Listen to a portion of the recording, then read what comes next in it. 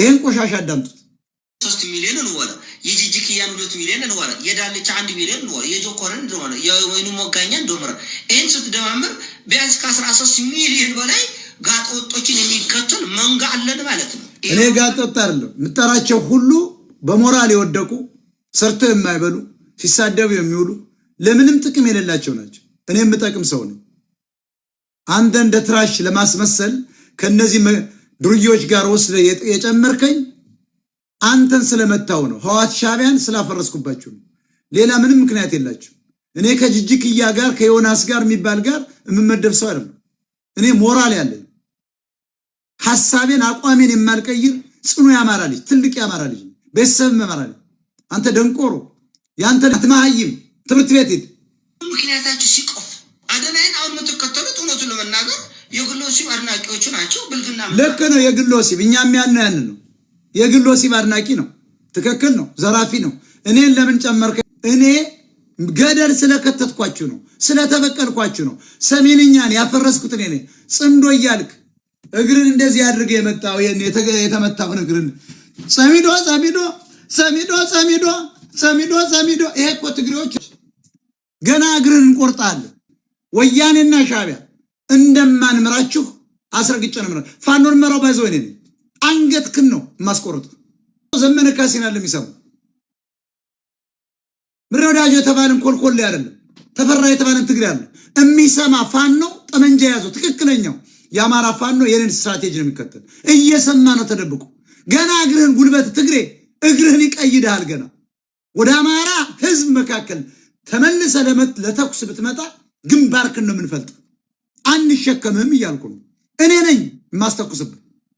ስለዚህ ከነዚህ ዱርዬዎች ጋር ሞጣ በላ ያመጣው ተቸግራቸዋል። አፍርሸባቸዋለሁ። እኔ የትግሬ ህዝብ ጥላቻ እንደለብኝ ያውቃል ሰው። እኔ ወያኔና ሻቢያውን ነው የምላችሁ እነዚህ እና ይሄ 701 ሚሊዮን ተከታይ ያለው ትግሬ ህዋት እናንተን ገደል ከትቻቸዋለሁ። ገንዘባችሁ አላዳናችሁም። እኔም በገንዘብ ለማስገደል ሞክራቸዋል። በገንዘብ ለመግዛት ሞክራቸዋል። እናንተ አይደላችሁም። አማራዎች ራሱ እኔን በገንዘብ ሊገዙ ሞክረዋል።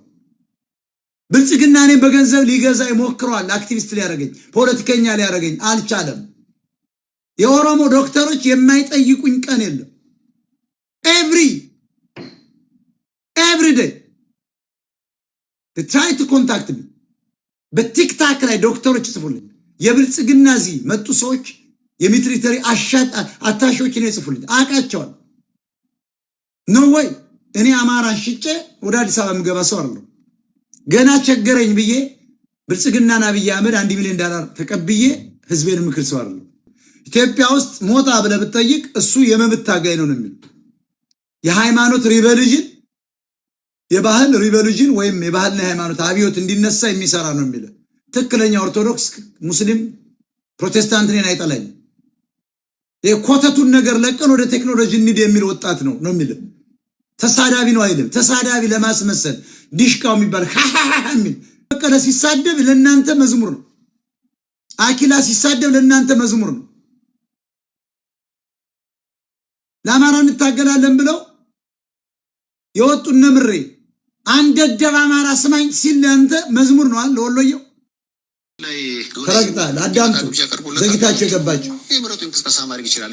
ሴፍሻ ለምን አንተ ሾው መቅረብ እንደማልፈልግ በግልጽና በክብር ላስረዳ ፈልጋለሁ። ኢትዮጵያ ውስጥ ነው ጥሎ መነጋገር ብዙ ነገሮች ተስፋ ቆርጫለሁ። ዶክመኛል ለምን በላይ እንደውም ሪፖርት እየተዘጋበት ካልሆነ ወሰቀረ ኢትዮጵያ ውስጥ ሞጣ ቀራነን የሚያክቶ ከታ የለም። በትንሹ እንደዚህ ብለን 5 ሚሊዮን እንወለው ያደናን 3 ሚሊዮን እንወለው የጂጂክያን 2 ሚሊዮን እኔ እኮ 5 ሚሊዮን ተከታይ ያለኝ እኔ እኮ ኢትዮጵያ ውስጥ የምሰማው ያንዳንዷ ነገር የምትቆረጥና የሚሰማው ተጽኖ ስለፈጠርኩባችሁ ነው። እኔ እንዳዶናይ እንደናንተ እኔ የሀገር ንብረት የዘረፈ ቤተሰብ የለኝም። ባይዘው ከወንድሞቼ ጨምሮ ስቃይ ውስጥ ያሉ ናቸው ከኔ ጀምሮ። እንደናንተ ወደ ውጭ ሀገርኛ የኔ ቤተሰብ ገንዘብ አላሸሸም። ገብቷል? ይሄን ነው ማወቅ ያለብን። ተለኝ በእውነት ነው። በእውነት ስለመሰከሩ ለእውነት ስለቆሙ ስለሞቱ ስለምቆም ስለሚገደለው አማራ ስለማጋለጥ ስለ ህዋትና ሻቢያ አመጣጥ ስለ ብልጽግና አመጣጥ ስለማጋለጥ ስለ ፋኖ ጉድ ስላጋለጥኩ በዚህ ምክንያት የኢትዮጵያ ሕዝብ እኔን ይከተለኝ። አንተ እንደምትለው ጋጠ ወጡኝ አይደል? አንተ እንደምትለው ተሳዳቢኝ አይደል? አንተ እንደምትለው ማረባሰኩኝ አይደል? ስለዚህ ይሄንን ካላችሁ ለምን 5 ሚሊዮን ሕዝብ ይከተለኛል? ለምን ጥላችሁ አትሄዱ? እዚህ ውስጥ ያላችሁስ ካልጠቀምኳችሁ ለምን አሁን አትወጡ? ብልጽግና ጠቅላላ የድርጅት መሪ የፖለቲካ መሪ እናንተ አጭበርባሪዎች ይቁፍ እድር ሳትል ቁጭ ብለህ የምትሰማኝ ከጠቅላይ ሚኒስትሩ ጀምሮ ለምንድን ነው? መረጃ ስላለን የዛሬ ልበዋል። ምንም እናንተ ሳላጠፋ አልተኛም። እናንተ ስጠፉ ብቻ ነው ፖለቲካ እማቆም አርጉት። የብልጽግና መንግስት ከወያኔና ሻቢያ ጋር አልስማማም አልሰራም ጠላቶች ናቸው ይላል። ታዲያ ለምንድን ነው አገር ውስጥ ባሉ የመንግስት ተቋማት ቁልፍ ቦታዎች ላይ ትግሬዎች ትግርኛ ተናጋሪ ሻቢያና ወያኔ ኤርትራና አድዋዎች ሌሎችም ለምን ተቀመጡ ብለን እንጠይቃለን። ብልጽግና ቁልፍ የሆኑ የመንግስት ተቋማትን የያዙ ናቸው። በመንግስት ቁልፍ መዋቅር ውስጥ የተቀመጡ ናቸው። ትግርኛ ተናጋሪዎች ለምን አልተባረሩም? ለምን ከዚያ መስሪያ ቤት አልተወገዱም? ለምን ከንግዱ አልተባረሩ? ለምን ሀብት ንብረታቸው አልተወረሰም ብላችሁ ጠይቁት። አብይ አህመድ ብላችሁ ጠይቁ። ብልጽግና ተመስገን ጥሩነህ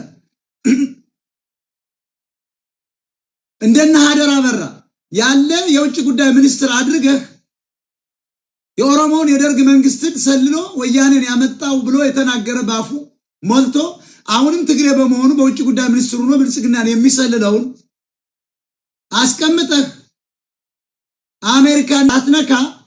አዲስ አበባ ውስጥ ከፍተኛ የሆነ የንግድ እንቅስቃሴ የሚያደርጉ ቤቶች ያሏቸው ሆቴሎች ያሏቸው የእርሻ መሬት እንኳን ተከራይተው የወሰዱ በነፃ ኮንዶሚኒየም የታደሉ ትግርኛ ተናጋሪዎች ሳትነካ ወደቡን ዘግተው የኢትዮጵያን ሕዝብ ያስራቡ ተመልሰው ገብተው የሚሰልሉ ሀብት ንብረት ያፈሩ ክፍለ ኢኮኖሚውን በሙሉ የያዙ እነሱ ናቸው። ታሪክ ራሱን ይደግማል።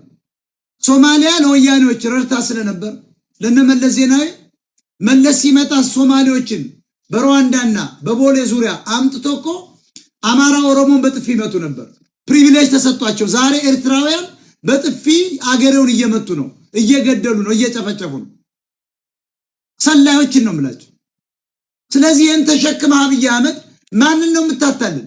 ብልጽግና የተባለ መንግስት ማንን ነው የሚያታልን? አብይ አህመድ ኮሪደር ከፈትኩ ብሎ ከ2 ሚሊዮን በላይ ኤርትራውያን ወደ ሀገር ቤት አስገብቷል። ከዲያስፖራው ራሱ ኑሮን ደብሯቸው የጣጠራቀሙትን ገንዘብ ይዘው አዲስ አበባ፣ ባህር ዳር፣ ናዝሬት ምናምን ኦሮሚያ ክልል ያልሄዱበት ሐረር የለም። ባህር ዳር፣ ጎንደር፣ ደብረ ማርቆስ እኮ ከፍተኛ ንግድ የሚያካሂዱ የተለየ ቪላ ሰርተው የሚኖሩ ትግርኛ ተናጋሪዎች ከአሜሪካና ከአውሮፓ ሄዱ ናቸው።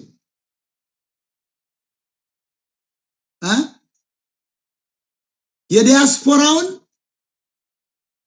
ኑሮ ጠልተው ወደ አገር ቤት ሄደው ንግዱን በሙሉ የያዙትን ሳታባረር ብልጽግና ጦርነት ከፍታለው እከሌን ምን አደርጋለሁ ምትል ማንን ነው የምታታልን?